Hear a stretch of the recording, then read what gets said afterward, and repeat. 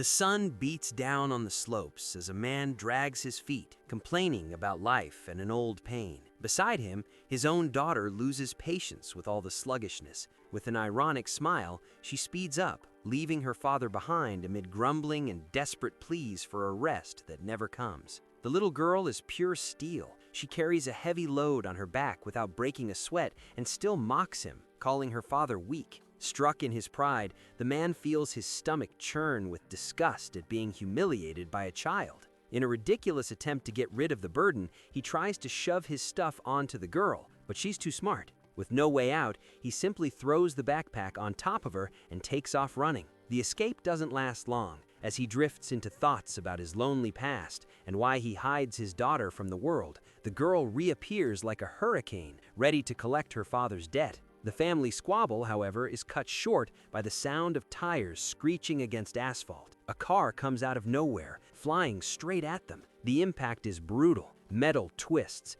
The vehicle loses control and smashes into a tree with a crash that makes the ground shake. When the dust settles, both are unharmed but badly shaken. Amid the wreckage, an injured woman begs for help.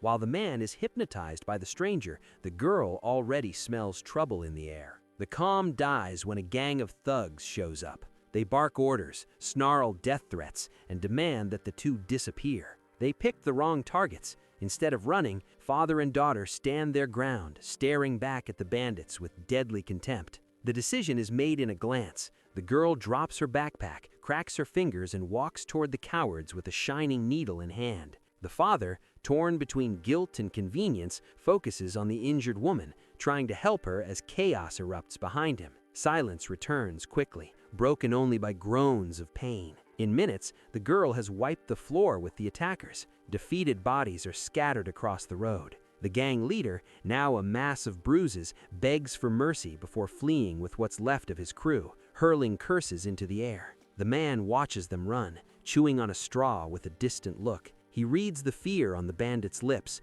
They're afraid of someone bigger, a gentleman who doesn't forgive mistakes. The storm is just beginning, and that family's fate is now marked by blood and revenge. The girl approaches the woman who had been trembling behind the wrecked car. With firm words, she tries to calm the stranger's nerves. The lady, still in shock, manages a grateful smile, but something is wrong. Her shattered glasses leave her groping at empty air, unsure where to look. The girl notices the vacant stare and quickly suspects that her father, with his precise needles, may have damaged the poor woman's eyes. Without thinking about the cost, the girl decides they must make it right after frightening the woman, which almost gives her father a heart attack from sheer anger. The result? The group ends up crammed into a falling-apart car heading toward Kingji. The rolling junkyard rattles and groans over every pothole, while the owner stares at the road with deep sadness, feeling each jolt as if he were driving a wrecked tractor. Amid the noise,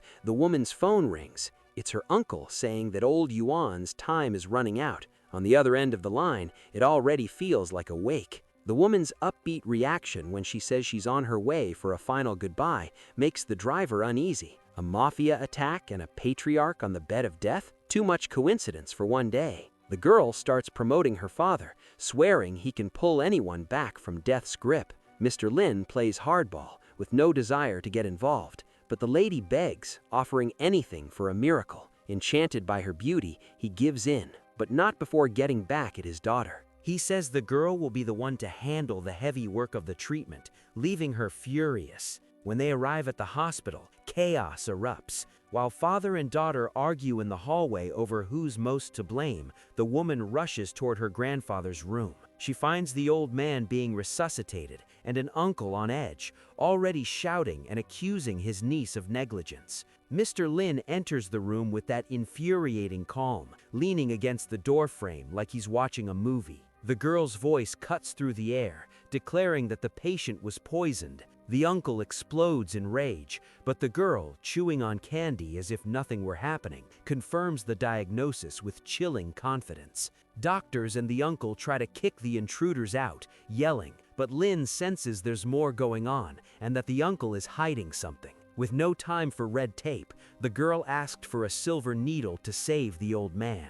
The father smirked and pointed to some chopsticks on the table. In a masterful move, the girl flips forward and, using a legendary technique, drives all 8 chopsticks into the dying man's body. Shock fills the room. The father just watches, overflowing with a dangerous pride as old Yuan's fate is sealed by improvisation. The air in the operating room grew heavy. Yuan's uncle, nerves frayed, when a deep breath breaks the silence. The grandfather, whom everyone had already given up on, opens his eyes and stares at the ceiling. Shock spreads through the room. No one can believe that a handful of chopsticks accomplished what cutting-edge medicine could not. 10 minutes passed, and the mood shifted completely. The doctors, once arrogant, now crowded around the little girl as if she were a deity, offering piles of lollipops and candy in exchange for even a hint of that ancient technique. After all, the man they had saved was no ordinary patient. He was one of the owners of the Qingyi Empire. The hospital director, seeing Mr. Lin's raw talent, wasted no time offering him the position of chief physician of traditional medicine. Lin just shrugged. The thought of rotting away in a luxury office made him nauseous. Before walking out, Lin stopped and delivered a warning that froze everyone in place. He told the family to look closely around them, because the poison that nearly killed the old man hadn't fallen from the sky. It had been administered gradually, building up in silence. As he spoke, his eyes locked onto Yuan's uncle, who instantly turned pale, veins bulging in his face, eyes burning with hatred and tension. As father and daughter walked away, bickering about mundane things like lack of money and items forgotten in the lady's car, fate punched Lin in the gut. A gurney rushed down the hallway carrying an unconscious woman. The girl froze. "It's Mom!" she screamed.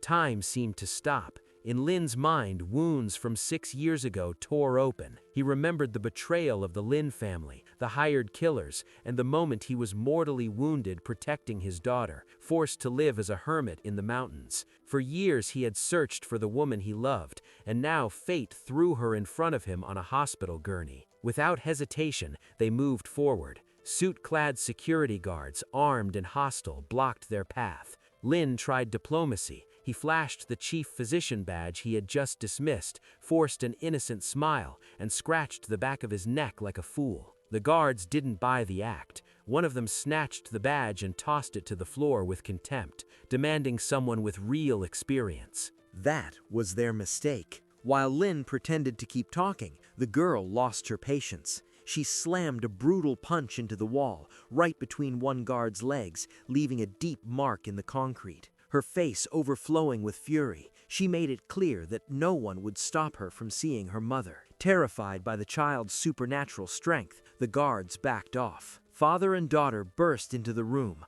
hearts pounding. When the door opened, they saw the woman sitting on the bed. The girl ran forward in tears, desperate to feel her mother's warmth, but Lin stopped, frozen. He stared closely, and his blood ran cold. Something was wrong. That woman didn't radiate the energy he knew. She felt like a stranger inside a familiar body. Confusion filled the room. As the girl tried to hug her, the woman stared back with a disturbing emptiness. Lin felt an echo of his old trauma. His chest burned. He coughed up blood and had to lean against the wall to keep from collapsing. As he regained his senses, the woman fainted, terrifying the child. Trembling, Lin grabbed the stranger's wrist and realized she was suffering from severe hypothermia, draining all her strength. Was she a relative? A lookalike? His thoughts were cut off by doors bursting open. Yan appeared, panic written all over her face. She had heard that criminals had invaded the hospital, attacked a doctor, and stolen a uniform.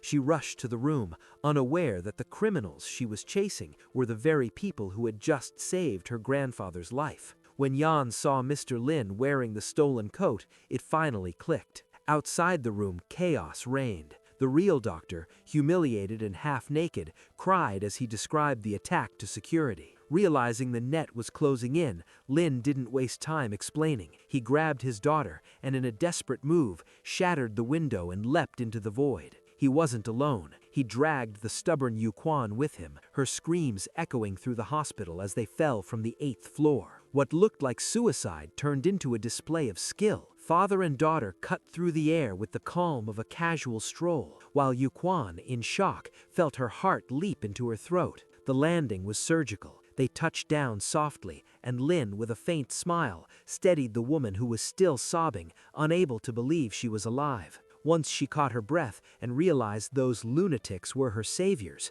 she handed Lin the deed to a luxury apartment as a token of her grandfather's gratitude. Standing before the upscale building, the man admired the old man's generosity, but the mood darkened when the girl brought up Mom again. Lin, eyes heavy with secrets, tried to open the girl's eyes. That woman wasn't who she thought. The girl resisted. The resemblance to the photo they kept was identical, but the conversation was cut short by the arrival of the sinister uncle from the Tan family. The man thought he could buy Mr. Lin. With a smug smile, he extended a check for 100,000, certain that any roadside mercenary would kneel for that amount. Lin accepted the paper, but the tables turned in seconds. With a dark glare that could make a demon tremble, he refused the job and shouted Mr. Tan away. As the villain stood frozen, veins bulging with rage, Lin pulled a master move. He pocketed the check under his shirt before turning his back. Tan's hatred exploded. He summoned his horde, and within moments, dozens of armed thugs surrounded father and daughter. Lin simply spat out his cigarette, staring at the crowd with deadly contempt. The gang leader ordered the attack, promising to split the money among the survivors, but the massacre that followed was not what he expected. Not long after, under pouring rain, Mr. Tan paced furiously, shouting into his phone at the gang leader. On the other end, the voice was pure terror. The entire group had been wiped out. Father and daughter walked away unscathed, leaving a trail of bodies behind. The crime boss, however, already had new plans. His men's deaths meant nothing, as long as he could capture Yu Quan for his power schemes. The next morning, peace seemed to have returned, but only on the surface. Father and daughter walked through the halls of an elementary school. Lin was lecturing the little girl, complaining that she couldn't go around beating up classmates when they were flat broke. The reason for the hardship? The 100,000 check Lin had worked so hard to steal had turned into a useless, soggy piece of paper after the carnage in the rain. Rain tapped against the windows, but little Wowo's thoughts were far from her books. All she wanted was to see her mother again. Not even the gentle presence of Miss Tan, trying to keep her focused on her studies, could pull the girl out of that sad trance. Sensing his daughter's pain, Lin stroked her hair and renewed his promise. He would not rest until he found the woman taken from them. The tender moment, however, was shattered by screams echoing down the hallway. The name of the gang leader, Maganin, was being shouted in desperation. The bastard, overflowing with arrogance and hatred, had Yu Quan pinned against the wall. With a dull thud, he slammed into her, ignoring her threats to call security. He pressed his body against hers, subjecting her to vile, cowardly harassment. Yu Quan fought as best she could, sweat of terror running down her face, until the office door was thrown open. Wowo entered first, then rushed to her father's side, while Lin watched the scene with deadly calm. Furious at being interrupted, Maganin barked orders, but one of his henchmen, a survivor of the previous night's massacre, went pale when he recognized the intruders. He tried to warn his boss that the pair were pure demons, but the leader, underestimating the girl because of her size, decided only the father was a real threat. Keeping his voice low and dangerous, Lin demanded that the insolent man release the girl. Maganin burst into mocking laughter, doubting that a single man could have taken down 30 soldiers. With a savage grin, he pulled a knife and hurled it at lightning speed toward Lin's neck. What followed was a blur. One moment the knife was flying, the next Maganin was sprawled on the floor, smashed against the wall by a blow so powerful he never saw it coming. Desperate and dishonorable, the thug crawled and managed to grab little Wowo, pressing the blade to the child's head. He screamed that he would kill her if Lin didn't surrender immediately. Lin's reaction?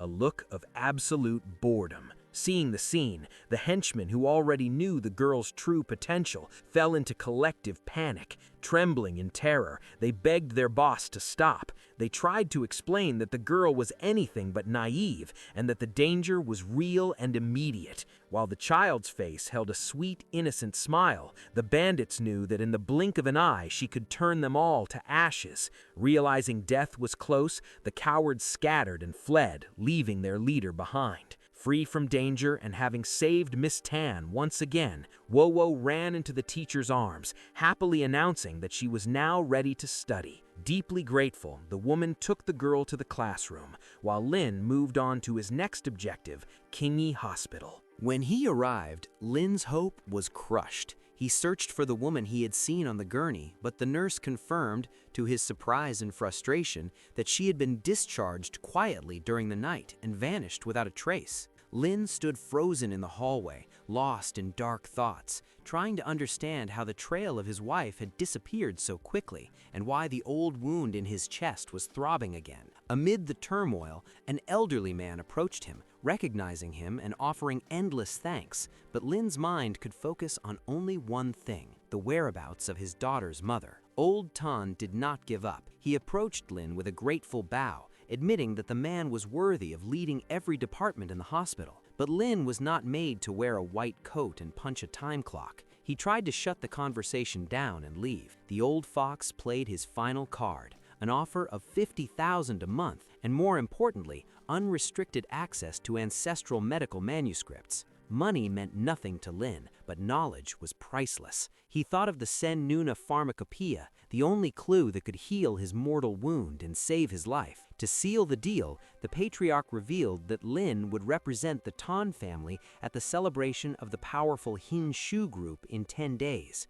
The bonus? The group's president was none other than the mysterious woman from room 801, whose name he finally learned, Linner. 10 days later, the Hinshu mansion overflowed with luxury and hypocrisy. Influential families drank and sneered at anything that didn't smell like money. Our heroes arrived like a punch to the elite's gut, dressed however they pleased, not caring in the slightest about the dress code. While the young woman accompanying them died of embarrassment, father and daughter focused on what truly mattered, the feast. They tore into the lavish tables like a battlefield cleanup, devouring everything and leaving the rich red-faced and choking on such lack of class. Meganin, the same scoundrel as ever, emerged from the shadows dripping venom. With the arrogance of someone who thought he owned the world, he called Lin a twice-married beggar and ordered them to leave, claiming the place was no home for village rats. Miss Tan exploded in Lin's defense, but that only gave the villain more fuel to mock them. It was a fatal mistake.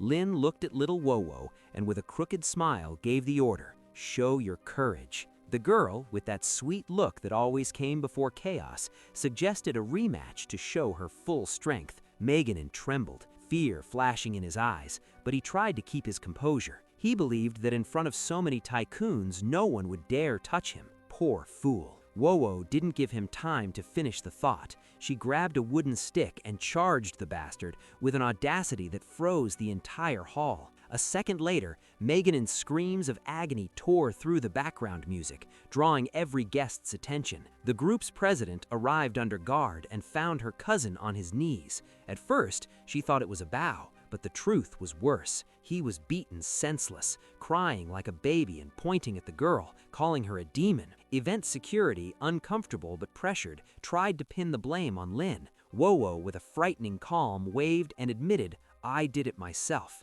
Even so, the guards insisted on going after the father, trying to drag him out by force. Miss Tan shouted for them to release her family's chief physician, but the president struck back with a low blow, accusing the Tan family of plotting Meganin's murder. The hall sank into a storm of gossip and whispers as the net closed around our heroes in the middle of the year's most important party. The tension in the hall was suffocating. Miss Tan, humiliated by the elite's venomous remarks, stumbled in front of everyone, crushed by their scorn. Then the mood shifted when little Wowo's clear voice cut through the noise. She stood below, tiny before the imposing president of the Ma group, holding nothing but a toothpick. With a sweet, lethal smile, she warned him that he was being a tremendous nuisance. Without hesitation, the girl drove the toothpick into the man's knee. The scream that tore from the tycoon's throat echoed through every corner of the estate as he collapsed in pain, his crystal glass shattering on the floor. Wowo, keeping her angelic expression, delivered a threat that froze the room. One more poke like that, and the powerful president would spend the rest of his life in a wheelchair. Consumed by rage and unable to accept such audacity, the Ma group leader gave his final order: arrest this family now. The guards lunged at the father like hunting dogs. In a masterful act, Lin feigned terror, cowering and begging his daughter to protect him from the mob of brutes. The thugs, who already knew the girl's strength, watched with sadistic smiles, waiting for the moment the new guards would be crushed. It didn't take long. The first guard was hurled with overwhelming force, flying across the hall like a projectile before smashing into a wall. In seconds, the floor was littered with uniformed men, all knocked out by blows too fast to see. With a bored look, the girl wiped her hands on her clothes, while her father kept up his act, hiding behind her. That was when Liner, the true president, and the mysterious woman from the hospital stepped in. She stared at the trail of destruction in absolute disbelief.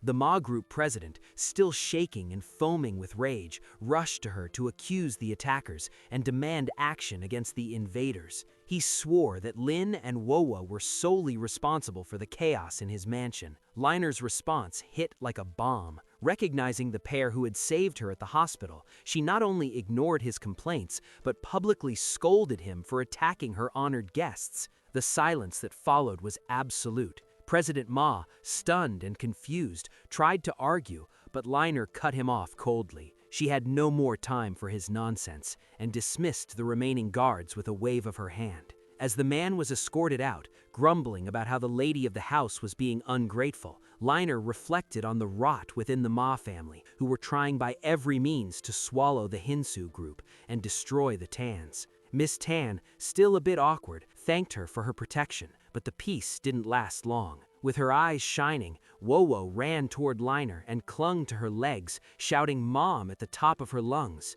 Visibly uncomfortable and confused, Liner politely asked to be called by her name only, insisting she wasn't anyone's mother. But the little girl was stubborn. To her, that was her mom, period. In the end, Liner beat a retreat, fleeing from the child's persistence. The next day, life returned to routine. The girl went off to school, leaving Lin alone with his thoughts, the Sen Nuna Pharmacopoeia, and the riddle of a woman who had her wife's face but denied her own family. Lin Fen was at home, busy with chores, when sharp knocks broke the silence. Suspecting who it might be, he called out for little Wowo, then realized the visit was unwelcome. When he opened the door, he was met with a pathetic sight. The arrogant Maganin and his crew, now reduced to a man in a wheelchair and desperate henchmen. They begged for healing, but Lin, arms crossed, said the real doctor was still at school and their problem wasn't a priority. Seeing Lin alone, the criminals thought they'd found an opening.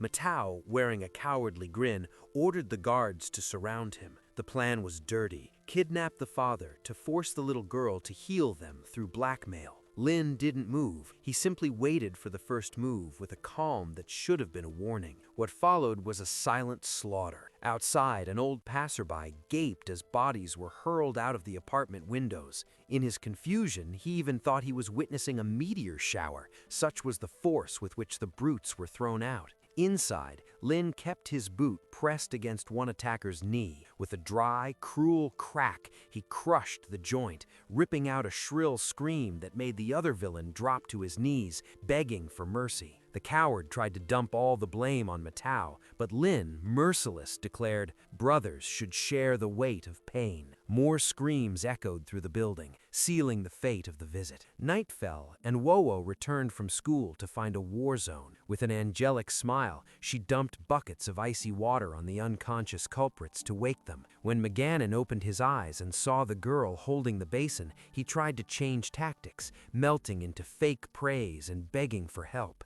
The girl went straight to the point. Miracles wouldn't be cheap. Father and daughter began to set the price. After some thought, they decided the cost of the villain's health would be a luxury apartment and a high-end car. With no way out, the men agreed. An hour later, the first lay in a pool of blood, screaming in pain, as the girl used a rusty nail, since the chopsticks were gone, to fix what was left of him. The man swore she was doing it out of pure revenge, and he wasn't wrong. He felt slight improvement, but the girl stopped halfway, leaving the other leg in ruins. When the second tried his turn, she crossed her arms. She'd only continue once the payment hit the account immediately. The cousin tried to complain about the service, but got slapped by his own accomplice to shut him up. By the middle of the night, the three limped away, humiliated and stripped clean, leaving behind the keys to their new assets. While the world collapsed for his enemies, Mr. Lin cruised in his luxury convertible, taking his little princess to school. The mood was victorious. He talked through the details of renovating the new mansion, pleased to finally give his daughter the royal bedroom she deserved. But his peace of mind evaporated the moment he stepped into the old apartment. The door was open. Inside, an unknown man occupied the living room, radiating dangerous arrogance and warning that Lin was playing with fire. The intruder didn't mince words. He snarled that Lin Jinger was his fiancée and that our hero should disappear if he wanted to keep breathing. Lin, keeping his trademark disdain and ice in his veins, replied so harshly that the stranger lost his temper. The man threw a heavy punch, but Lin was faster. In an almost invisible motion, he drew his needle and drove it into the attacker's arm. The stranger froze on the spot, terror etched on his face, as Lin explained with chilling calm that he had just injected poison into his veins. Desperate, the man demanded the antidote and started shouting about his lineage, claiming to belong to the powerful Lin family, a clan so influential no one would dare touch it. Hearing that name, Lin's expression darkened. Learning that Jinger was under that family's roof hit like ice water, stirring memories he'd rather keep buried. Consumed by restrained fury, Lin grabbed the insolent man by the throat and slammed him against the wall with brutal force. Lin's gaze was that of a predator ready to strike. He didn't want anyone to know he and Wowo were alive, but that family's audacity crossed the line. With a growl, he made a dark promise. He would crush the 5 great families of Who, one by one. Later, in the new house, the mood had shifted. Little Wowo proudly told how her father had skinned the bandits to earn all that luxury. Miss Tan watched with admiration, recalling her grandfather's wish to have a granddaughter as strong as that girl, until an urgent news bulletin on TV snapped her attention away. The Hinshu group was at the center of a scandal. Its cosmetics were causing violent allergic reactions on a massive scale, and Linner's empire was at risk of collapsing. Worry filled the room. Lin wasted no time. He knew he had to act to protect the woman Wowo called her mother. He had already begun visualizing the ingredients needed to create an antidote capable of neutralizing the chemical disaster.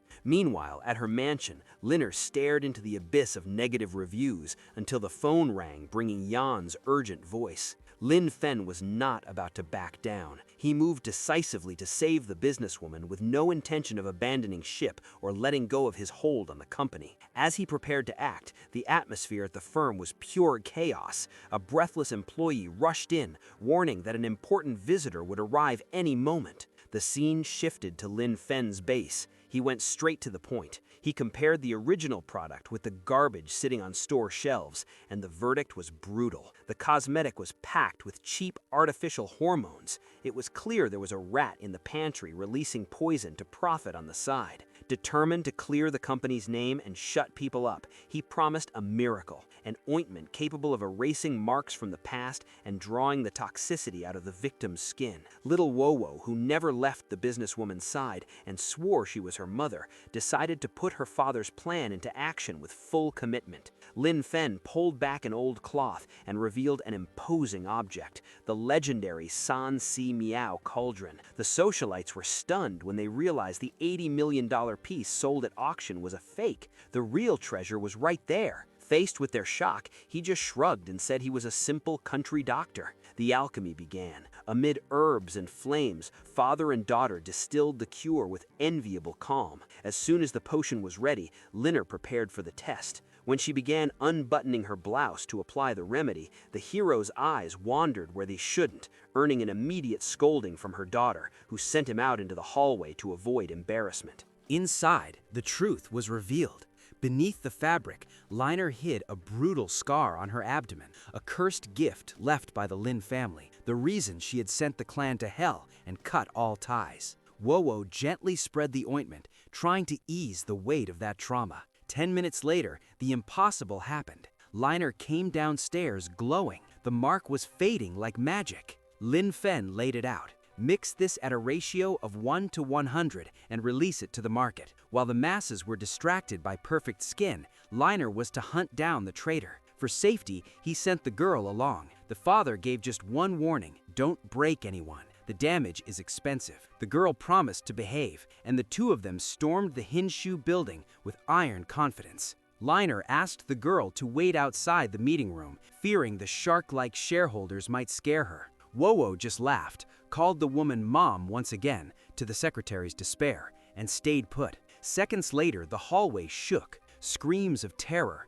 loud crashes, and desperate pleas for mercy echoed from inside the room. When Liner entered, she found the suited men crying in corners, terrified of the little girl, who in minutes had completely wiped out their hostility. With the path cleared, Liner threw the evidence of betrayal onto the table and ended the matter. The order came from one of the shareholders, who assigned an employee to deliver the product directly to the police. With that settled, the group went to the factory to check the Scar Cream's packaging and then agreed to end the day with dinner. The workers stayed behind while everything was finalized. The quick resolution surprised the woman. She observed the office closely, sensing the heavy atmosphere among the shareholders. At the same time, in another part of the city, the girl's father rested at home drinking tea alongside Yu Quan's grandfather after a calm conversation. After the tea, the protagonist began to wonder about the real reason for the invitation. Mr. Tan explained that he knew about Lin's access to ancient medical books and revealed that this was the main reason he had called him, along with the desire to strengthen ties with Lin Fen. Advantaging the opening, Lin brought up what truly interested him. Regarding the Sen Nuna pharmacopoeia, which could help him deal with old traumas, the old man said he had heard stories about it passed down through generations, but had always believed it was just a myth. However, he explained that it was no legend. The material compiled ancient teachings and methods. He then mentioned San Simiao, who had obtained that very cauldron from an antiquarian, along with a personal diary. That record stated that the pharmacopoeia described techniques capable of treating severe illnesses and even helping heal difficult injuries. Carrying an old injury caused by Wowo, Lin heard the grandfather promise to investigate further. Then the old man asked why he needed that knowledge so badly, catching him off guard. With no time to think, Lin made up an excuse. He said Wowo was interested in the remedy and that he intended to give it to her as a gift.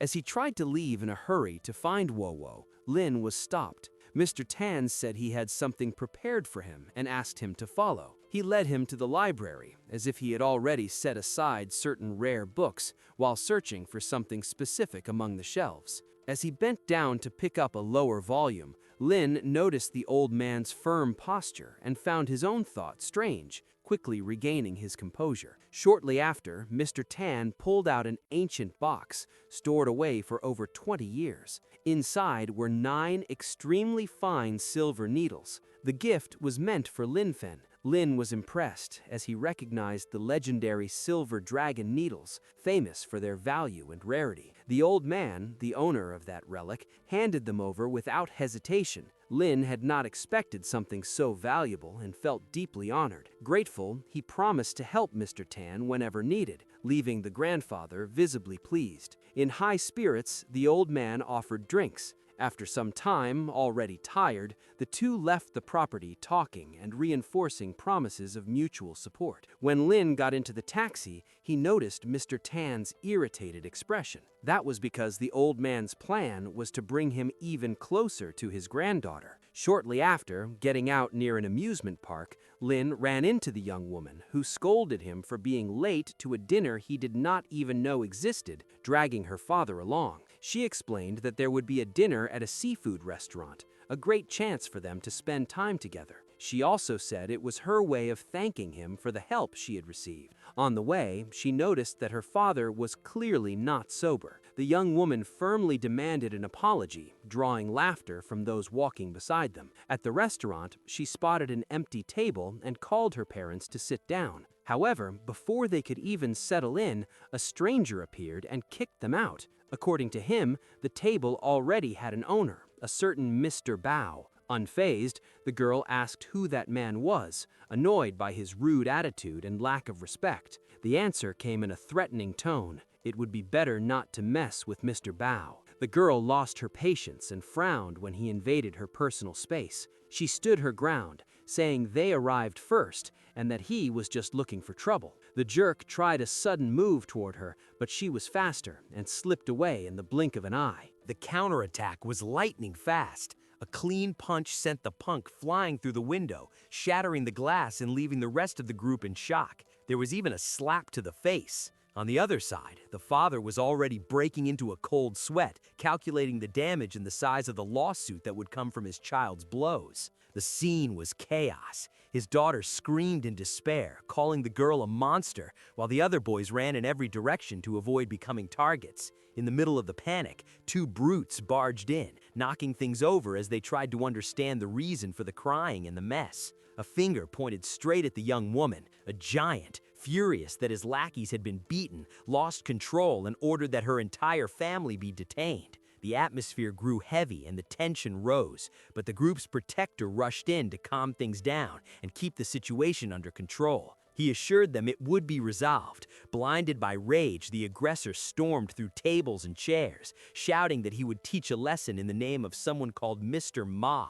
Hearing that name, the girl did not even blink. She already knew the type and jumped into the fight, dodging a thrown piece of furniture with absurd ease. Meanwhile, in a luxury room, Ma Yan-vin was enjoying drinks with company, toasting with Mr. Wan. This Wan was a hired fighter, paid solely to destroy their family, but the party ended when someone pounded on the door. An employee entered pale-faced, reporting that Ma Yan-bin's crew had been crushed outside. Mr. Wan stood up immediately, determined to show why he was paid so much. He wanted blood and would not let it slide. The martial arts master went out to handle the job he was hired for. When he reached the hallway, he was met with a bizarre scene, a bunch of grown men on the floor, and the little girl standing there, untouched. He could not believe the men had been defeated by a child, but he sensed the challenge was on another level. Overconfident, he leapt from a chair and launched a full-force attack. The heroine did not flinch. The counter-strike was devastating. In the blink of an eye, the great martial arts master was sprawled on the ground, humiliated by the child.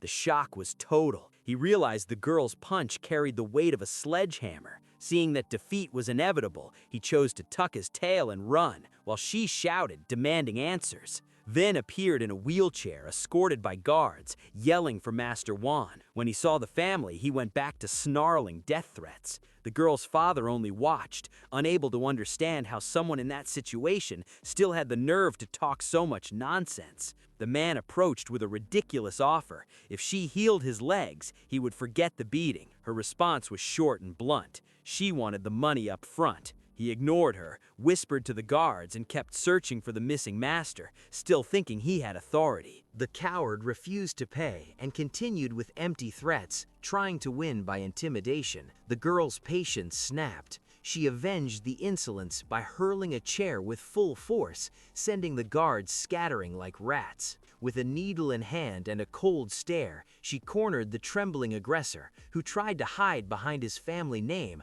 but realized, too late, that his name meant nothing there. The mood darkened when the name of the Sia leader came up, making the girl's father uneasy. She did not care for talk. She drove the needle hard into Maganin's arm, rendering the limb useless on the spot. Even angry, fear of retaliation still lingered in the girl's mind. Sensing the tension, Linfen gently patted her head and assured her she did not need to worry, even though he knew the war against the 5 families was only beginning. Jinner, watching from afar, could already tell the net was tightening and that one family was now hunting another without mercy. Meanwhile, the digital world was on fire. News that the Hinshu Group's cosmetics were counterfeit exploded online, and the company went into free fall, struggling desperately to avoid complete collapse. In the passenger seat of a brand new convertible, the girl devoured the news. She saw that a new product had turned the tables and sent the company's popularity soaring. She puffed out her chest full of herself, leaving her father stunned by so much confidence. The talent for bragging clearly ran in the family, even though her father swore he had nothing to do with it. When they arrived at the school, they ran into a swarm of people gathered for the parents' meeting, but the atmosphere there felt different. The girl walked through the crowd like a celebrity. Everyone wanted to say hello or offer her a snack, which confused her father, who thought she was the school's favorite. That illusion shattered when a student pulled homework out of a backpack and chaos broke out. Linson tried to restore order, and the girl, already predicting the lecture, tried to bolt. It did not work. Her father was quicker, grabbed her, and started delivering a long lesson about proper behavior while holding her firmly. A boy passing by decided to mock her, and her response came instantly, deliberately messing up his name just to annoy him. The boy fumed with rage, but the fight was cut short when his uncle showed up calling for him, making the kid retreat with his tail between his legs. The warning was clear. That conflict was far from over. When they asked who the kid was, the answer hit like cold water. He was from the Wan family, a powerful clan from Jingdu. Her father almost had a heart attack since he did not need another strong enemy. In the middle of it all, she noticed that the so-called uncle, Wang Lei, never took his eyes on them. A clash with the Wan family seemed inevitable. When it was time to announce the grades, second place went to a boy named Ju Li. He nearly jumped through the ceiling, celebrating the silver medal as if it were gold. The Wan heir was extremely proud of his nephew, who wasted no time making faces and mocking the heroine, claiming he had done better than her. His smile vanished when the first-place winner was announced, the very girl he looked down on. Unable to accept the loss, Wang Lei began shouting that it was cheating. He went on the attack, claiming she was always late, never did her homework, and manipulated everyone to get ahead. According to him, it was impossible for her to have won fairly. The accusation of cheating was the breaking point. The girl snapped, and the argument exploded. The cocky kid kept provoking her until she completely lost control, landing a clean punch and charging at him without hesitation. The scene terrified the other parents, who screamed for her to stop, but her blood was boiling. She put everything into the strike, ready to crush the boy right there in front of everyone. Her father had to step in, throwing himself between them and dragging her away to prevent a bigger disaster. He tried to keep his composure and smiled at the horrified parents, while Miss Tan intervened, assuring everyone the results were fair and that there had been no cheating. Half an hour later, the situation escalated further. The teacher announced that Wang Lei's uncle wanted to arrange a dinner to apologize. Lin Fen sensed trouble immediately and did not want to go, but the girl, curious to see the man humiliate himself, insisted, and so they walked straight into the enemy's den. The meeting at Mr. Wang's house began with the girl setting the tone. Sitting like a seasoned professional, she got straight to the point and demanded the promised apology. The rich man ordered his nephew Wang Lei to apologize, but the boy dug in his heels and refused. Even with the girl standing firm, her father tried to ease the tension and directly asked Mr. Wang what he really wanted. The man was honest. The family's reputation as healers had reached him after the miracles performed for the Tan family. The insolent nephew called them all opportunists, but Lin Fen ignored him and asked what the emergency was. The truth was that no renowned doctor could solve the man's problem, and his last hope was the young prodigy. Seeing a golden opportunity to secure a powerful alliance, Lin Fen offered help. Mr. Wang was overjoyed and thanked him repeatedly, while the girl fumed, furious at the agreement made by the adults.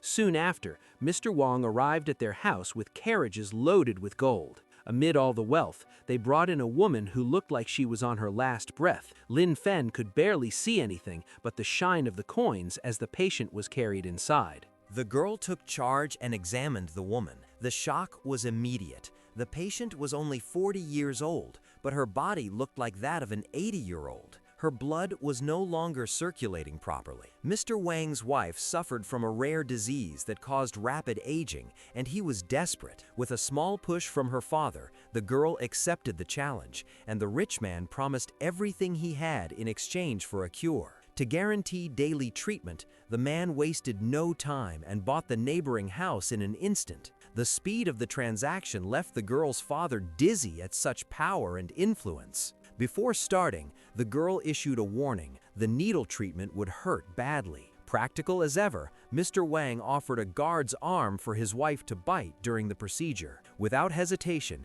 the girl applied the secret technique of the 9 needles. The reaction was immediate and astonishing, leaving everyone watching in awe of her skill. She handed over a list of extremely rare herbs for a medicinal tea, but Mr. Wang quickly realized he would not find them anywhere. To break the deadlock, the girl suggested using her father's own secret stock, but only in exchange for fair payment. Mr. Wang tried to hand Lin Fen a suitcase stuffed with cash, but Lin Fen struck a detached pose and refused the money, earning even more of the man's respect. The girl nearly had a meltdown from anger when she saw the suitcase of cash leave. At the table, Lin Fen began probing the Wang's relationship with the Lin family. Mr. Wang was honest. The friendship was just a facade, and the fear was real. He warned that the Lin family was dangerous and that it was better not to play with fire. In the middle of the serious talk, the girl ran off shouting with joy, proudly showing off a jade pendant she had received from her new godmother. Mr. Wang smiled, seeing that his wife had grown fond of the girl, and asked her to take good care of the jewel. Curious, her father took the pendant to examine it and almost fell over when he realized it was no ordinary ornament, but an extremely rare healing stone. The stone was the real deal, capable of preserving youth and sealing the partnership with the Wang family for good. Night fell, and little Wowo was completely exhausted, but satisfied, since the rich man paid the bill, even though she had been forced by her father to treat the woman with the utmost care. The two were sprawled on the couch, trying to recover their strength, when the phone rang non-stop. It was Yu Quan. With a trembling voice, he begged for help. His grandfather was dying again,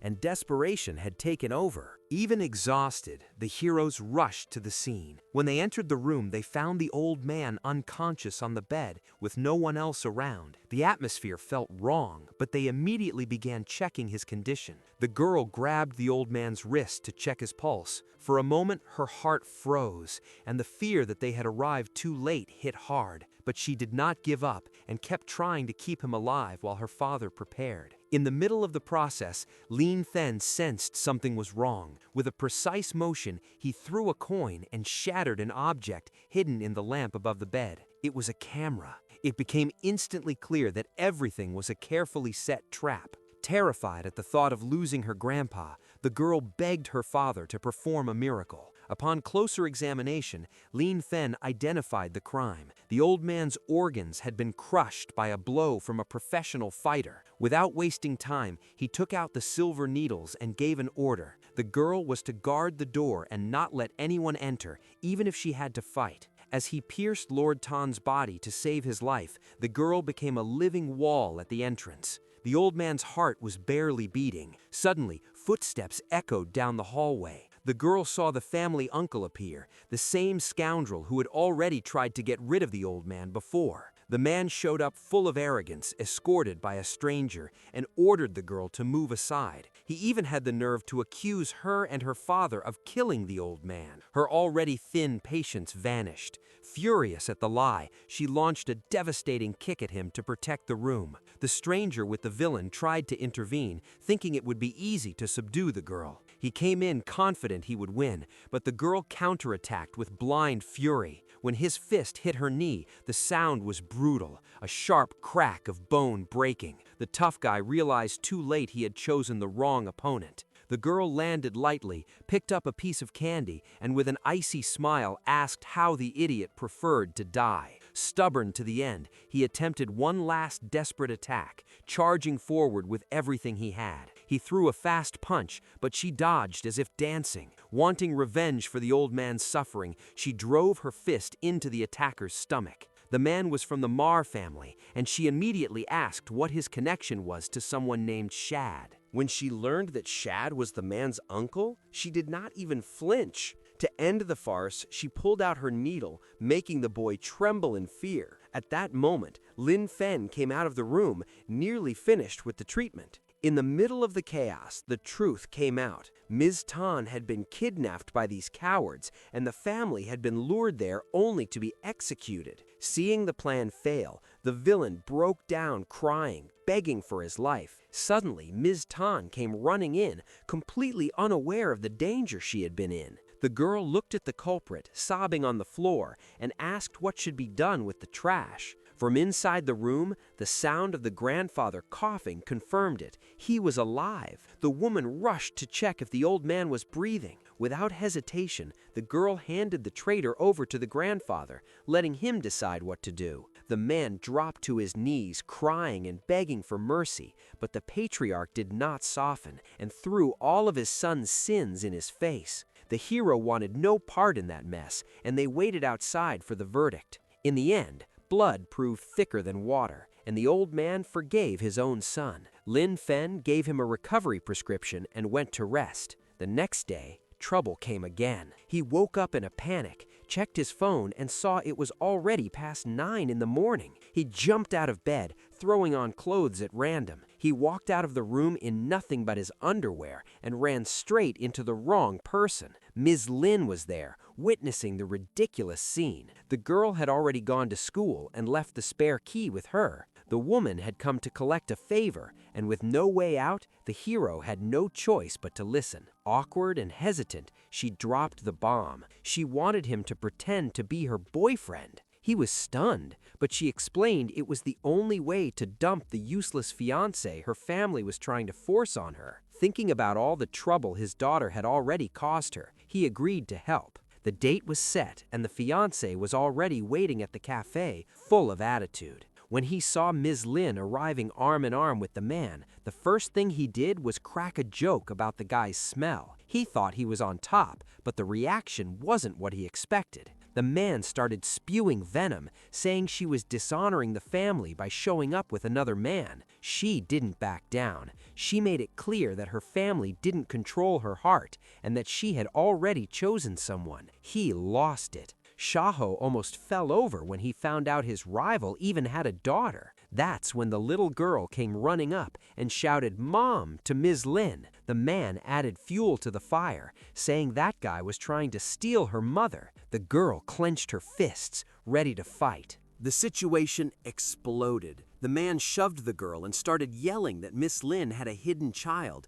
comparing her to her sister. She snapped and lunged at him, determined to shut him up. But Lin Feng was faster. With a dark look, he landed a sharp punch to Xiao Ho's stomach, knocking the air out of him. The spoiled rich boy tried to threaten revenge, but the man didn't even blink, accepting it with pure contempt. Back home, Miss Lin asked why the girl called her Mom. He tried a weak excuse, saying she called everyone that, but she sensed there was more to it. The pressure rose, and she demanded the truth. With no way out, he took her to the balcony, away from the child. He finally came clean. The girl's mother was Wei Wei, her own sister. The shock was overwhelming. He explained that her brother had nearly killed him in the past, but Wei Wei saved his life. The girl only survived because she was hidden. Their relationship was forbidden, and Wei Wei already knew her fate when she placed the child in his arms. When the pregnancy was revealed, the family went into a rage. The clan leader locked her up, but she defied everyone to protect the man and the baby. Torn between grief and anger,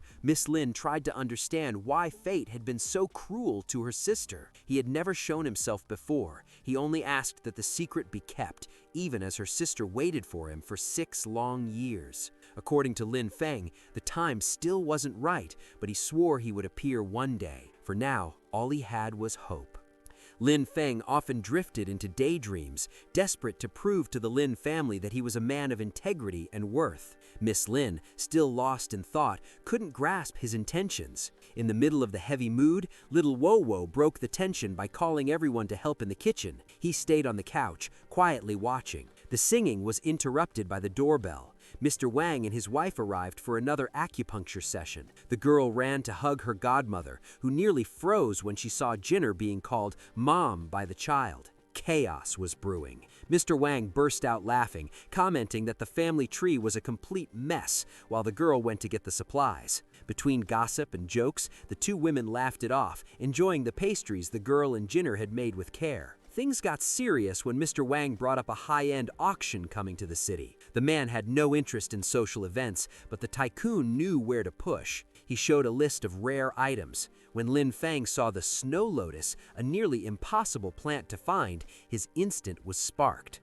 Mr. Wang caught it right away. He promised the plant as a gift, but with one condition. Lin Feng had to attend the auction. Meanwhile, back at the office, little Wo helped lift the spirits of Miss Lin's company, which was finally getting back on track. The peace didn't last long. The secretary rushed in, pale, saying all the suppliers had cut ties at once. The phone rang, and a blackmailer laid it out clearly. Either Miss Lin showed up at a cafe in the south side, or the company was finished. She immediately knew it was Xiaoho's doing and boiled with rage. At 3 in the afternoon, Xiaoho was already there with a hired thug, ready to crush the man. But when the door creaked open, it was Jinner and little Wo who walked in. He exploded, shouting that he had called for Lin, not them. He shoved the kid aside, and a sinister-looking old man stood up, asking who the visitors were. Xiaoho shamelessly claimed Jinner was his fiancée and pointed at the girl, calling her the bastard child of Miss Lin and Lin Fen. The girl did not like his tone at all. She was about to attack and teach him some manners, but the old man moved first and struck Xiaoho on the spot. The veteran sensed something strange about the girl and asked what lineage she came from. Xiaoho lay on the ground, trying to recover. Trying to scare the old man, the girl claimed she came from an extremely powerful and secret family, but he didn't buy it. He knew elite families don't brag like that and immediately launched an attack. The girl had to retreat fast. The impact was brutal. In the middle of the fight, the man landed a savage blow that sent the little girl flying, leaving a scorched trail across the floor. After feeling the weight behind her strike, the old man began to wonder if she really did belong to a clan he shouldn't provoke. Cornered and feeling the brute's crushing strength, the girl complained angrily, asking who tries to kill a child like that. But he didn't let up. He lunged at her like lightning, claiming she wasn't an ordinary girl, and beat her down again. She was barely holding on.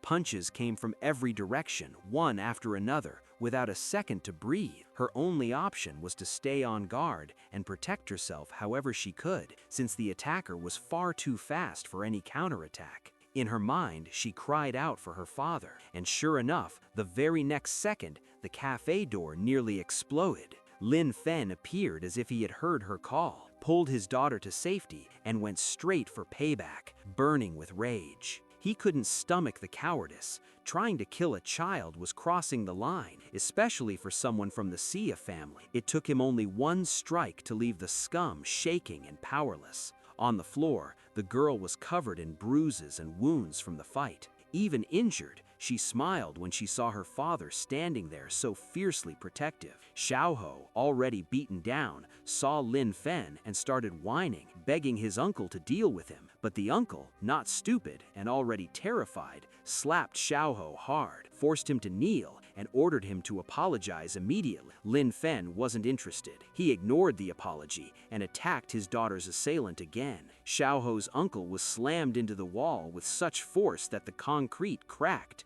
With a blood-chilling stare, Lin Fen showed no mercy. Seeing his protector in such a miserable state, Xiaoho lost all arrogance, bowed to the ground, admitted his mistake, and begged for mercy. But little Wo didn't buy it. She already had her needles ready, prepared to repay every punch she had taken. Suddenly, sirens filled the street. Police surrounded the building, shouting for everyone to drop their weapons and surrender. A young policewoman rushed into the cafe, saw Yinner, and demanded to know what Ms. Lin was doing in the middle of a battlefield. The culprits tried to play dumb, but there was no hiding Xiaoho's battered state or his uncle pinned to the wall. As paramedics took the injured away, the officer didn't waste time. She handcuffed Lin Fen on the spot. He was taken to the station, trying to explain things his way, heart heavy. Lin Fen worried he might have gone too far, while officers finished clearing up the mess at the cafe. In the background, the cafe employee cried, staring at the hole in the wall and thinking about the damage. Inside the patrol car, Lin Fen kept staring at the officer beside him, making her visibly uncomfortable. He wouldn't stop looking and even asked if she was sick. She nearly exploded and snapped at him for the disrespect. To prove he was only trying to help, Lin Fen calmly described her symptoms with surgical precision. She went ballistic, calling him a pervert and worse, while he insisted he was just a doctor doing his job. After a long statement, just as he was about to be released, the situation shifted. An unfamiliar man entered the room, and the atmosphere turned cold. He said he already knew Lin Fen's reputation and warned him to stay away from Yinner, claiming Lin wasn't on her level. Lin Fen boiled inside. He had heard that same snobbish talk from the Lin family 6 years ago, and nothing had changed. The suited man asked if he really wanted to make an enemy of the clan, and Lin Fen replied with his usual mocking tone. The man was puzzled by Lin Fen's combat strength and asked if the old man had been defeated with a single blow. Lin Fen gave a crooked smile and spoke plainly. It wasn't that he was too strong, the old man was just weak. Before leaving, the man issued a warning. Lin Fen shouldn't test his luck in a real fight. Lai Nu wasn't joking around. He slammed a business card onto the table like a challenge and declared that he wanted Lin Fen working for the Yin family company. The offer, which sounded like a bribe, caught everyone off guard. Before leaving, he added a threat. Lin Fen should disappear and stay away from Jinner. But the plan backfired, and the man ended up being taken straight into police custody. In the noisy station, Lin just wanted to sign the papers and breathe outside air. He even tried to be polite, asking if a girl there needed medical help, but the conversation took a turn that made the cops furious. Out of patience, they shoved the girl out and shut everything down with shouting. Outside, Jinner waited anxiously. She was horrified by how pale Lin looked, like a walking corpse. Between frantic apologies, she admitted her family was deeply entangled in the mess. That's when the truth came out. Lai Nu was her sister's right-hand man, a fixer who monitored Jinner's every move. The tension rose another notch. Lin realized her sister was surrounded by snakes and that danger was now closing in on the Lin family and little Guy. Jinner laid down the ultimatum. Now that powerful people knew they existed, the only way to survive was to keep a safe distance, each going their own way before blood was spilled. When Lin got home, he found little Wowo sprawled on the couch, exhausted after the fight. Instead of comfort, she got a scolding. He complained that she had fought like an amateur and said her failure came from laziness. With fire in her eyes, the girl shot back that when she grew up, she would knock the old man down with a single punch. The argument was cut short by terror. Out of nowhere, the air vanished from Lin's lungs. He clutched his chest, his face twisting in agony as his skin turned pale as paper. An old wound, a trauma from the past, chose that moment to strike back. His body shook violently as he collapsed to the floor, death knocking at the door. Wowo didn't hesitate. In a single leap, she grabbed the needle kit with strength no one could explain. She lifted her father off the ground and threw him onto the couch. In movements too fast for the eye to follow, she drove 9 silver needles into his vital points. A blinding light burst through the room, a brutal healing process that yanked Lin back from the edge. When he finally opened his eyes and regained his senses, he acted as if nothing had happened, calmly putting the needles away. His focus shifted to something else, an upcoming auction of rare herbs. But before sending the kid to bed, the girl delivered the bitter diagnosis. His kidneys were failing, and if he didn't take care of himself soon, no amount of needles would save him. Lin woke up feeling the weight of the world on his shoulders. He thanked heaven and his silver dragon kit for still being alive, but reality was harsh. When he tried to stand, his head spun so badly that he staggered like a drunk and collapsed back onto the couch, completely drained. The next day, even without strength, he was already back at work, tossing herbs into a cauldron to brew a powerful medicine just to stay upright. As the brew boiled, Wowo came back from school with a sour look on her face. She tried to drag her father out of the kitchen with a flimsy excuse, claiming she was sick of studying because she already knew everything she needed. Lin, a master at cutting her ego down to size, challenged her to name every student at her school. She exploded with rage at the provocation and lunged at him, nearly knocking the cauldron and the medicine onto the floor. The fight was interrupted by the doorbell. It was the police officer Lin had seen at the station. Wowo found the visit strange. The woman looked far too healthy to be seeing a doctor. Without giving her any attention, Lin sent his daughter to do her homework and invited the officer into the bedroom. But Wowo wasn't stupid.